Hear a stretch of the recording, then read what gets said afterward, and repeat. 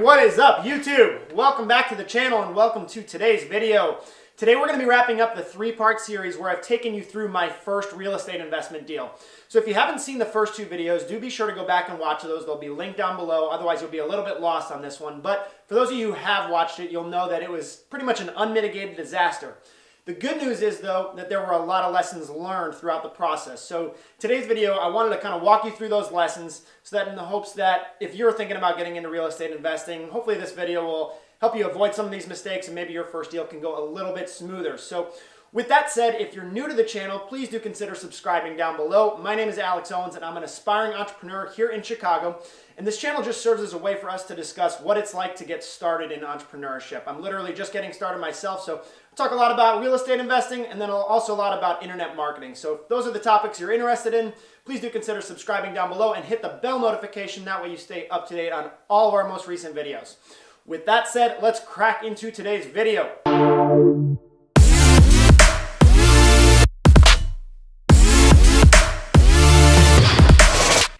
All right, so the first lesson is going to be due diligence. And specifically, if you're thinking about getting into a real estate investment, I'm begging you, please pump the brakes, slow down, and do your due diligence the correct way. Because I rushed through mine, and it really ended up coming back to bite me in the ass in a major way. So here's what happened with mine. I was living downtown at the time, and my lease was coming up on October 1st. So I knew that I needed to have this building fully settled and needed to get myself to a point where I could move in by October 1st. So I really had that fire under my feet. And it caused me to rush through the process and miss things that I very easily could have caught. And had I caught them, it would have saved me a world of hurt. So specifically, the first thing I missed was really having an understanding of what types of condition these types of buildings can be in when you're talking about a building that's 100 plus years old. And what's really sad about it is I had every opportunity to uncover this. I have mentors that are doing projects very similar to this project all over Chicago, and I very easily could have asked them to go visit their projects and see exactly the types of conditions that the plumbing, the electrical, the HVAC, all that type of stuff, what that typically looks like in a project like this. But instead, I rushed through it. I did not look at enough buildings. I mean, I looked at a good number, but nowhere near what I really should have done. I did not do the appropriate amount of homework in that department. The other area where I really screwed up was I didn't vet my contractor thoroughly enough. And I did a lot of homework here, but it was not enough, and I didn't ask for some very basic things that I should have, and it, again, would have saved me a world of hurt. So specifically, I didn't realize that his license was expired, and this is something that it just kills me thinking back on this because it's very easy to find this out. You, one, can ask your contractor to provide proof of it, or two, in my case, the city of Chicago, and I'm sure your city probably does the same thing, they've got a website where I can go and search for licensed contractors and see who is and who is not licensed. Had I done this very simple step, I would have realized that he was not licensed and I never would have gone into business with him, because if you can't keep your license current, what the hell are you doing? I mean, that's a very basic step, right? Please, I'm begging you, this is such a big step, and that's why I wanted to do it as number one, because if you do this, it will potentially save you so many headaches, so much time, so much money, and it just would have made the experience such a world removed from what it was. So I'm begging you, please take your time on this and do it the right way. So at the risk of sounding like I'm repeating myself, lesson number 2 is do things the right way. Now with lesson number 1, I was talking about do things the right way when it comes to due diligence. So that's leading up to starting the project. With lesson number 2, I'm talking about once you've actually started the project, go about things the right way. So I kind of tried to cut corners here and there, and once again, it ended up coming back to bite me in the ass. So specifically, the first thing I did is I did not pull permits. So going back to right when I started the project, I really thought it was just going to be some very simple stuff on the 3rd floor. And the city of Chicago is just a pain in the ass to deal with. They are always breathing down your neck, and there's just a ton of different hoops you have to jump through in order to be in compliance with them. And so in order to avoid that, my contractor, sold me on the idea of just not pulling permits and trying to skate it by unnoticed by the city. Because of that, I ultimately ended up getting a stop work order, and it made my life way more difficult. It brought the project to a screeching halt for 3.5 months, and it was just nothing but pain during that time frame. Again, totally unnecessary because I didn't do things the right way and just take the necessary steps to make sure I was doing the project per the guidelines, right? The second area I really screwed this up with was with respect to the plumbing. If you watched the first video, I was sold by my contractor on the idea of having his own guy do the plumbing instead of bringing in a licensed plumber. So because of that, I spent $30,000 doing this plumbing with him, and none of it was done correctly. Ultimately meaning that I had to tear it all out, literally everything. The supply lines, the vents, the drains, the gas lines, all of it. Every last bit of it was not to code, so that when I did get this stop work order and I had to go through the proper inspections, it was never going to pass. So I had to redo every last bit of it. I mean, think about that. That was just literally, pun intended, money down the drain. Please do things the right way. You will thank yourself for it later. Even if it's more costly up front, even if it takes more time up front, you will thank yourself. Do it the right way. I promise you, it's worth it. Lesson number 3 is to have a defined game plan and stick to it. Because when you start a project like this and some unexpected things come up, it's very easy to start getting torn in a million different directions and very easy to get off track, right? So especially when you've got a contractor like the one I had, he was always proposing these new ideas that he would have a lot of justifications for them.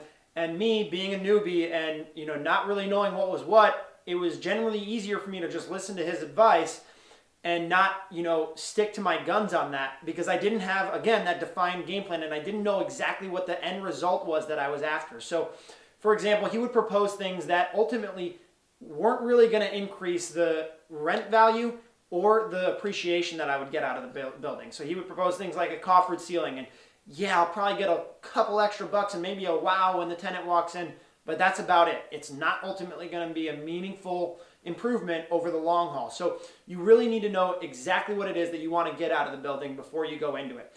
Another point on this is going back to what I said about how I should have really understood the condition that these buildings are typically in. You really want to make sure you understand going in what you're likely going to have to replace. Of course, you can't know everything, but you really want to have a good idea of what you should expect. Have a budget for unexpected stuff and double that budget. That way you know you're prepared. If you can make the numbers work when you've doubled that miscellaneous budget, you know you're on a good track. And then you've just got to stick to that game plan. You can't, when the next big idea comes around, whether it be from your contractor or whoever, you've got to stick to your guns and stick with the game plan. That brings us to lesson number 4. Now, lesson number 4 is going to be a little bit more on the positive side. These last ones have admittedly been a little bit negative, but not every lesson you learn has to come from a negative experience, right? Sometimes you can look back and say, hey, there's something I did right. I need to make sure I repeat that the next time around. So what I'm talking about here is mentors. You really want to take the time to reach out to people that have walked the path and can provide you the level of insight that you just don't have as a beginner. So I was fortunate to, in my role at the bank, be exposed to a lot of different people that were involved in real estate in a handful of different ways. And I was able to build relationships with these people to the point where they ended up being more than willing to come out and take a look at my project and give me their 2 cents as to what I was doing and, tell me where I was going wrong in their eyes and tell me what I was doing right. So when you have somebody that's walked the path and has seen exactly what you're looking at, they're able to immediately tell you what you need to do to get around the obstacles that you're facing, because they've been there before. They know what they did that worked, and they know what they did that didn't work. So that is just so invaluable when you're a beginner and you really don't know what's what. So the most specific example I have on this is I had one of my mentors walk through the building, and immediately upon walking in to the 2nd and 3rd floor, which at the time were 2-bed, 1-bath, he immediately said, no. These need to be 3-bed, 2-bath space on the square footage. You're going to get so much more rent. So in doing that, yeah, there were a little bit more costs up front, but it is going to pay back tenfold, more than tenfold. It's about a 3-year payback period. But after that, I expect each unit to bring in an extra $700 per month. So when you do the math, the 2nd and 3rd floor each bringing in $700, that's $1,400 per month. Brings out a total of $16,800 extra in revenue per year. That is serious money. When you compound that over the time frame that I plan on owning the building, which is for the rest of my life, $16,800 every single year, that is serious money. So it just drives home the point that these mentors are so invaluable. I mean, it is real dollar and cents value that they bring to the table. So it is well worth your time to seek out these mentors and make sure you've got people on your side that are going to be there for the long haul and help you whenever you come across an obstacle. They're going to be able to tell you exactly what you need to do to get around that obstacle. Go find these mentors. All right, lesson number 5 is going to be to know when to walk away. So I got very caught up in working with my original contractor, and what happened was I got ahead on payments compared to where we were at with the work. And so I got really stuck on this idea of making him get caught up on the work that he had been paid for, and seeing it through to the end with him to make things right between him and I. And even though my gut all this while was screaming, move on, this guy is an idiot, he's making your life way worse, you'll be way better off with a new contractor who's going to do things the right way, just get rid of him. My gut is screaming this at me, but I had that sunk cost mentality where I was so caught up on making things right between him and I that I just could not see the clear path to the right decision. So if you have a business partner, whether this be a contractor, an architect, an investor, whoever it may be, if they're not meeting their obligations, I know it's a bit of a short-term sacrifice and you may take a couple steps back, but it will pay huge dividends in the long run if you know when to walk away and you just trust your gut on this. So please take that into consideration if your relationship with whoever it may be just isn't where it needs to be. So lesson number 6 was a big one for me as I look back over this project. And the lesson is that failure is your friend and it's actually incredibly valuable. So think about what happens when you fail. First of all, the fact that you failed in the first place is a sign that you're at least going out there and taking action. You're stepping outside of your comfort zone and you're taking action. So the fact that you failed is a great sign that you're actually on the right path. Now also think about the fact that when you fail, you're going to gain some really valuable information, and it's also very painful. So you get valuable information about what does not work, and that pain is really going to force you to start thinking differently. It's going to make you take a step back and say, all right, well, that was really painful. How can I approach this situation differently the next time around? So as long as you have that drive to pick yourself up and say, all right, this was a failure, but I'm going to keep moving forward, as long as you continue to charge forward, it's going to be your best ally in achieving success. Because when you think about achieving success, nobody really goes out there and just achieves success right from the get-go. It's more of sculpting away what does not work.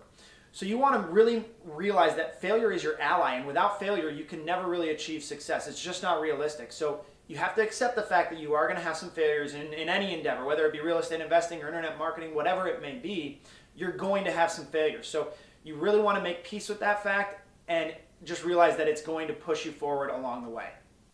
All right, and finally we have lesson number 7, which really piggybacks off the last one. And lesson number 7 is that life goes on. So this project could not have been any tougher on me. It really chewed me up and spit me out. There were some really rough moments along the way. I mean, I was sleeping for a while there. I had no heat in the building, so I was sleeping with every single blanket and sweater I had in the building. I had no bathroom for a little while. I was showering at the gym, and anytime I needed to use the bathroom, I had to go to a public restaurant or a coffee shop. All the problems with the tenants, with my contractors, it's just been hell, and it's put me through hell and back. But life goes on. Robert Frost, he had one of my favorite quotes with respect to this. He said, I can sum up everything I've ever learned about life in just 3 words. Life goes on. So please know, if you're thinking about getting into any sort of scary project, whether it be a real estate investment deal or, starting a YouTube channel, doing any sort of internet marketing, anything where you might actually have some serious failures, know that life will go on.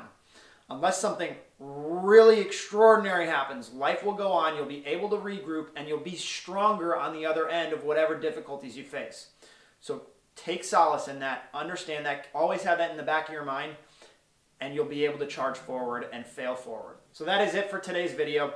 I hope you've enjoyed this 3-part series. I really hope it's given you some value and some insights into what types of things can go wrong on a real estate project like this. And my sincere hope is that it can help you avoid some of these mistakes and hopefully make your first real estate investment go a little bit smoother. So I want you to be able to come back and watch these if you're, when it really comes time to start making your first moves towards your first real estate deal. And hopefully, again, it will just help make that first deal a little bit smoother for you. So if you did like this video, do be sure to give it a big thumbs up. It really helps us get the reach out. So hopefully it can, help spread the message to some other people out there. I'd love to hear your feedback below. If you want to drop a comment, I'll be reading and replying to all of them. And lastly, if you've enjoyed these videos, please do consider subscribing below and hit that bell notification. That way you stay up to date when I have some more stories coming your direction. So that's pretty much it for today. I hope you've learned a lot, and I hope you're having a great day. See you in the next video.